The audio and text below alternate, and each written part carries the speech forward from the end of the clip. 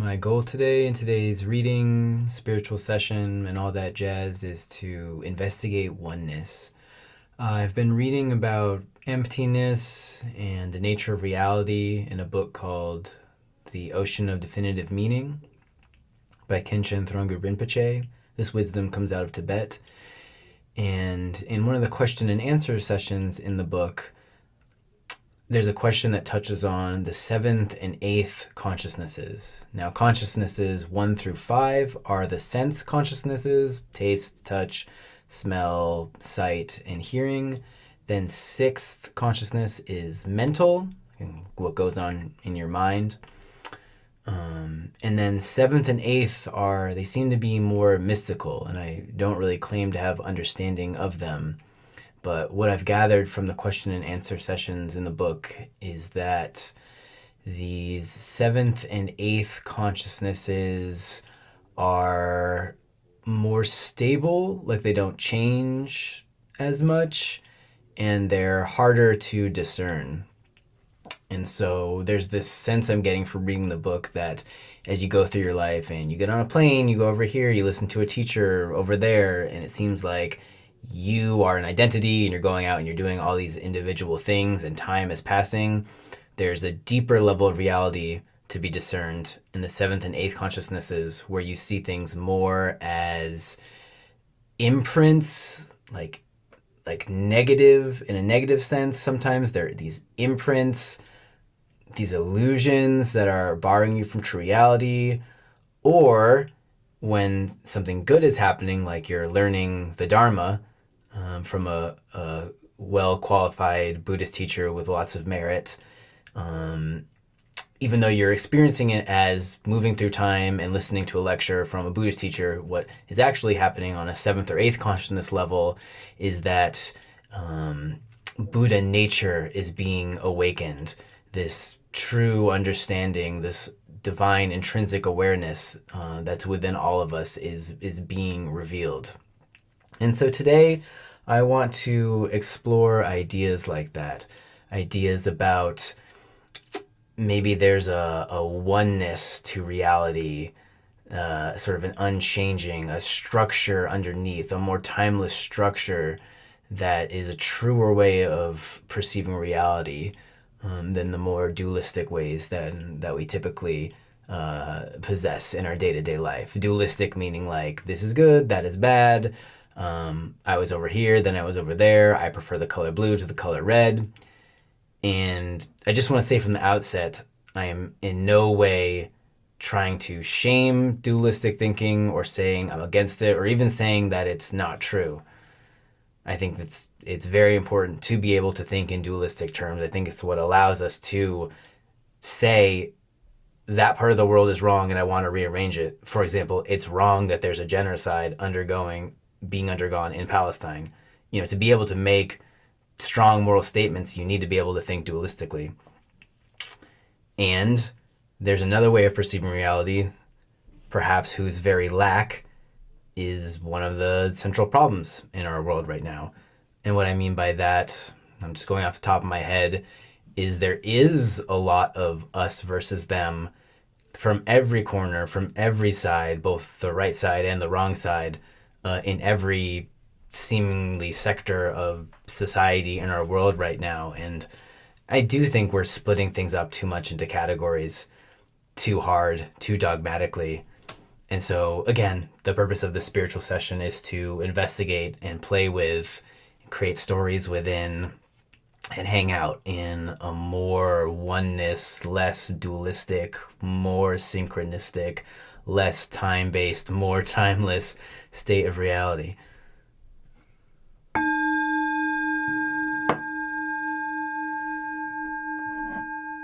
I've got ginger tea right here. I'm going to take a sip.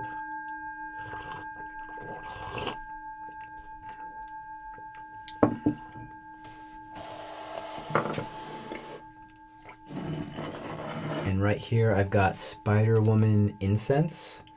So let's blow a little bit of that to create a sacred container in here. I got this from The Sword and the Rose, which is a magic shop in San Francisco, California. Much love to all my Bay Area babes and bros.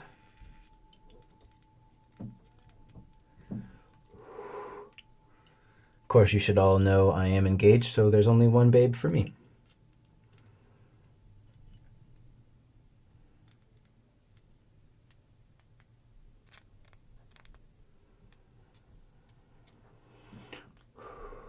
Sort of a funny story. My fiance and I went in, and the proprietor suggested, I asked him for different incenses, and he suggested that I try Spider Woman, given the phase of life that I'm in.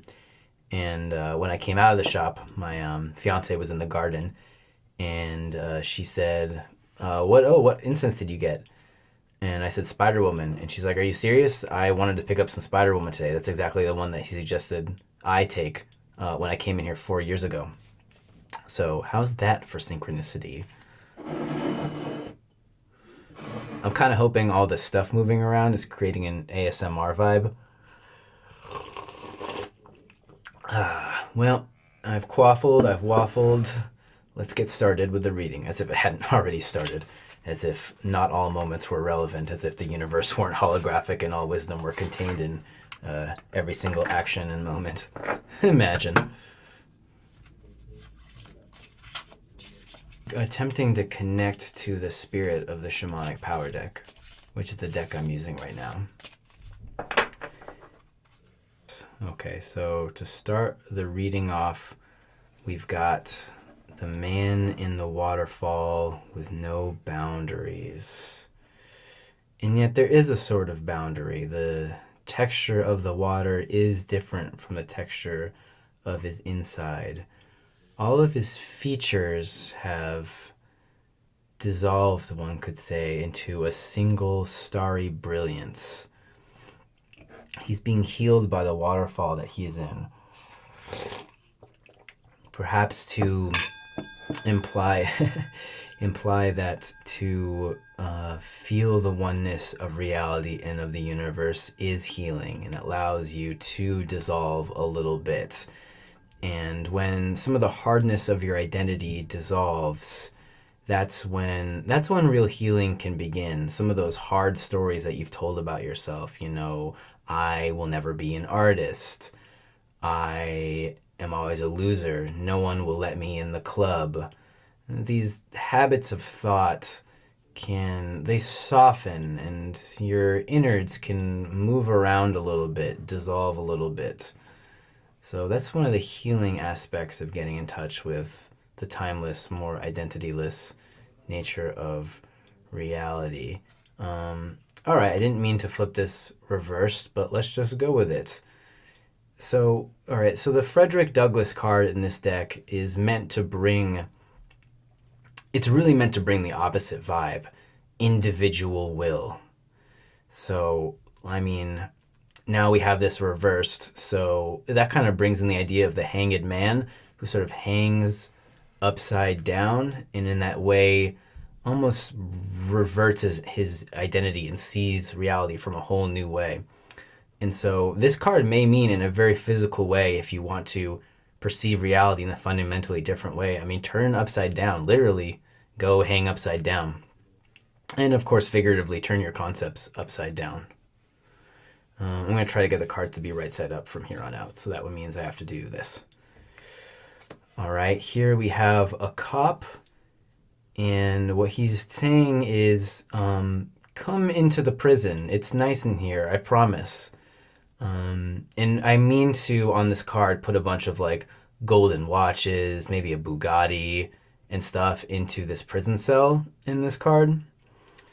Because dualistic thinking is a prison. It's almost addictive. Some people build their entire identity around just to give an example, I remember I was watching this conservative radio host, I think on Rumble maybe, which is sort of a YouTube alternative, and he said outright explicitly in the beginning of the video, my whole purpose is to own the libtards.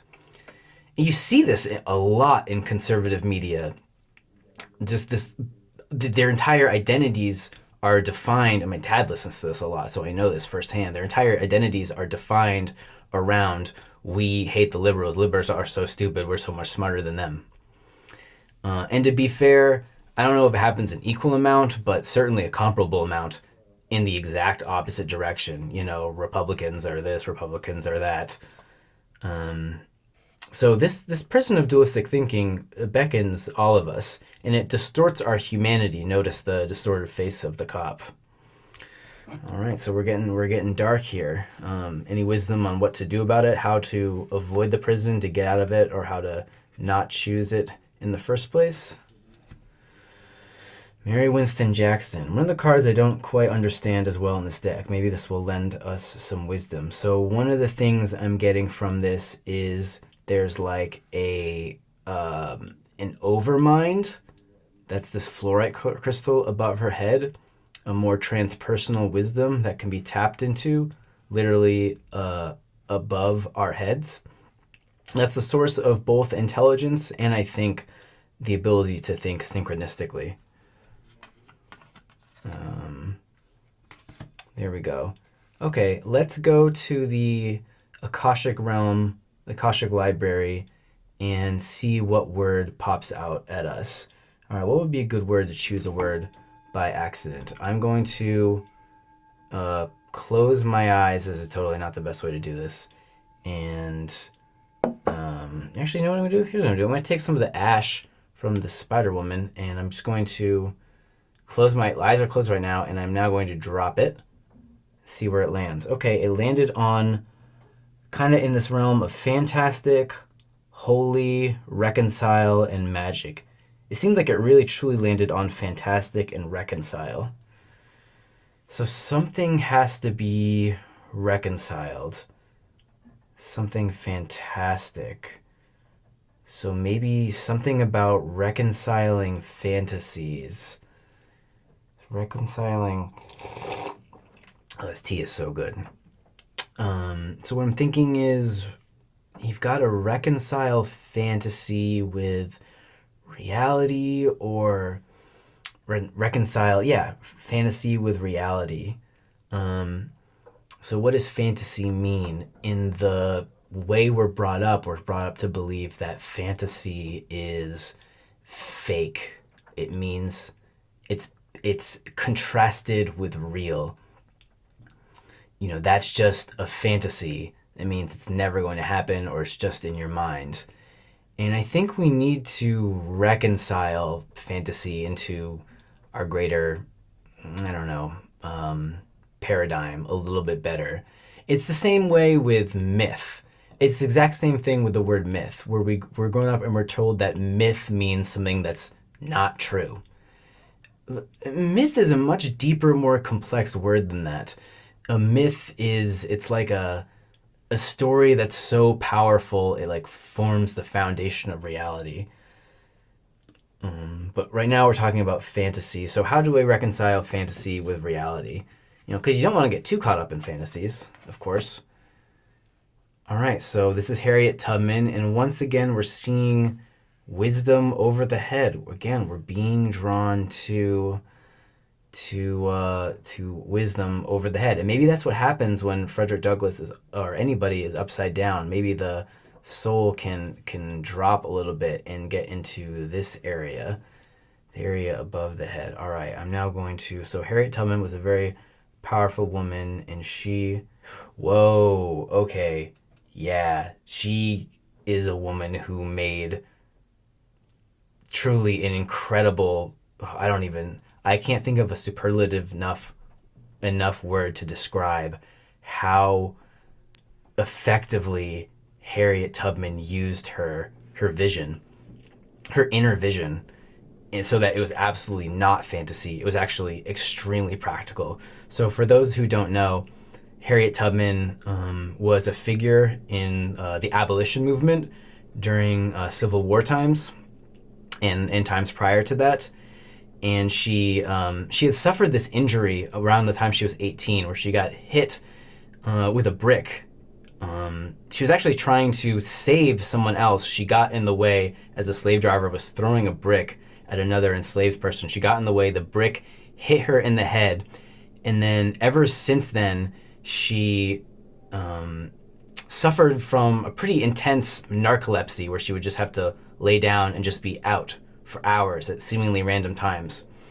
But she was also endowed with this just absolutely fantastic inner vision, divine vision, spiritual vision. She would feel God speaking to her and telling her things, and she would see the way forward. The visions she would get would be incredibly practical. She, for those who don't know, she managed to free 300 people, and she never, as she puts it, she never lost a passenger. All the people that she carried to freedom, she led to freedom, she never failed. She always won. She always beat the slave catchers. She always managed to evade them. And it was, both in her words and then just very clearly, because of the visions she would have. So these weren't fantasies. She would speak directly to God and it would work. So we can't just say, oh, those are just hallucinations, because it worked. She was supremely effective at evading slave catchers and bringing people to freedom. So she is basically the quintessential example of someone who can use their inner visions, what some might call fantasies, towards revolution, towards a better world, towards healing a world. Now that is quite a high standard to hold any of ourselves to. So let's see if we can bring that a little bit down to earth. And what about for the common person? Well, you're gonna need to be able to have fun, right?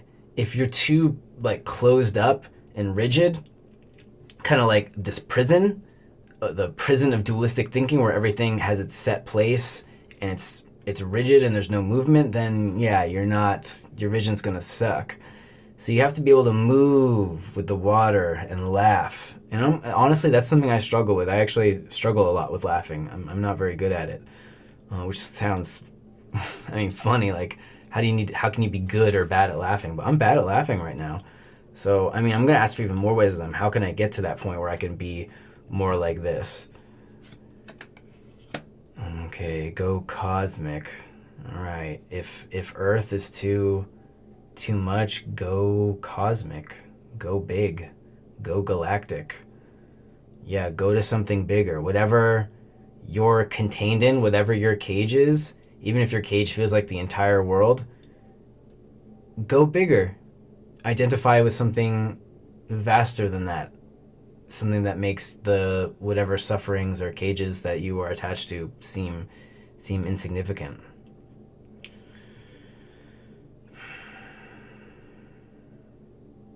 Just going to pause here to let some of that land.